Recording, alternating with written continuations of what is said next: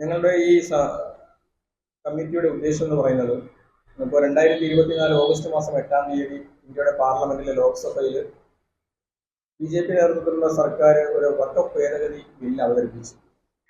നമുക്കറിയാം 1994 വഖഫ് ആക്ട് ഇന്ത്യയിൽ പാസ്സാക്കുന്നത്. അതിന് മുന്നേ 1913 തന്നെ ബ്രിട്ടീഷ് ഭരണകാലത്ത് തന്നെ ഇന്ത്യയിൽ ഒരു വഖഫ് നിയമം നിലവിലുണ്ടായിരുന്നു. പിന്നീട് പല ഭേദഗതികൾ വന്നു. 94 ഭേദഗതി വന്നു, 2013 വന്നു, അവസാനം 2024 പുതിയ ഭേദഗതി കൊണ്ടുവന്നു.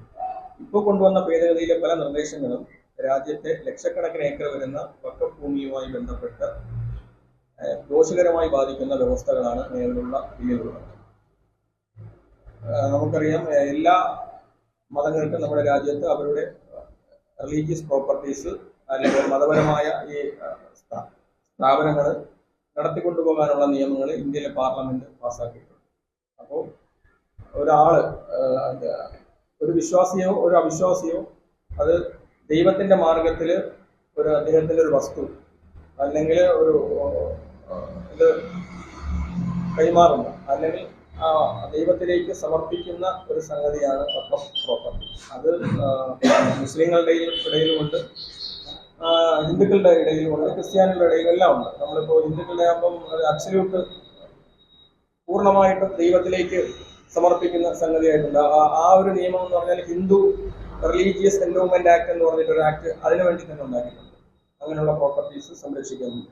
അതുപോലെയാണ് മുസ്ലിങ്ങളായ ആളുകൾ ദൈവമാർഗത്തിലേക്ക് കൊടുക്കുന്ന ഈ പ്രോപ്പർട്ടീസ് സംരക്ഷിക്കാൻ വേണ്ടിയിട്ട് രാജ്യത്ത് വഖഫ് നിയമം ഉണ്ടാക്കി.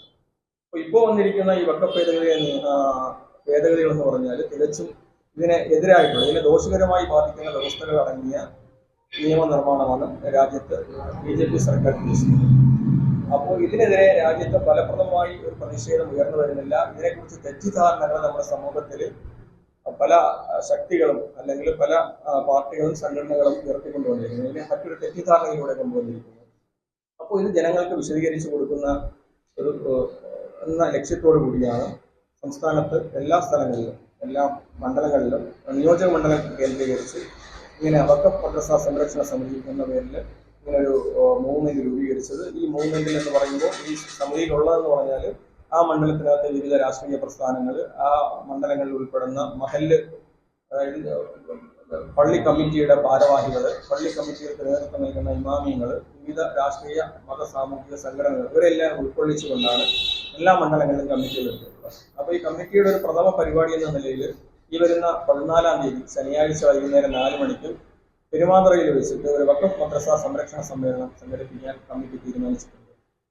അപ്പോൾ അത് നേതൃത്വം നൽകുന്നത് കേരളത്തിലെ പ്രശസ്തനായ മതപണ്ഡിതനായ ആലുവയിൽ നിന്നുള്ള ആലുവ പള്ളിയുടെ ഇമാമും കേരളത്തിലെ ഒരു പ്രധാനപ്പെട്ട ജമിയത്തുൽ ഉലമാ ഹിന്ദ് എന്ന് പറയുന്ന ഒരു സംഘടനയുടെ കേരള സ്റ്റേറ്റ് പ്രസിഡന്റുമായ VH അലിയാർ മൗലവി എന്ന് പറയുന്ന, നമുക്കറിയാം ചാനലുകളിലൂടെയൊക്കെ നിരവധി ചർച്ചകളിൽ പങ്കെടുക്കുന്ന ആളാണ് അദ്ദേഹം. VH അലിയാർ മൗലവി അദ്ദേഹമാണ് ഇതിന്റെ ഉദ്ഘാടനം ചെയ്യുന്നത്. നമ്മുടെ Chirayinkeezhu MLA P Sasi sir ഉൾപ്പെടെയുള്ള ആളുകൾ, വിവിധ രാഷ്ട്രീയ സാമൂഹിക സാംസ്കാരിക നേതാക്കന്മാര്, പള്ളി കമ്മിറ്റിയുടെ പ്രസിഡന്റുമാര്, ഇമാമിയങ്ങള്, ഇങ്ങനെയുള്ള നിരവധി ആളുകൾ, മണ്ഡലാടിസ്ഥാനത്തിലുള്ള ആളുകൾ ഈ പരിപാടിയിൽ പങ്കെടുക്കുന്നുണ്ട്.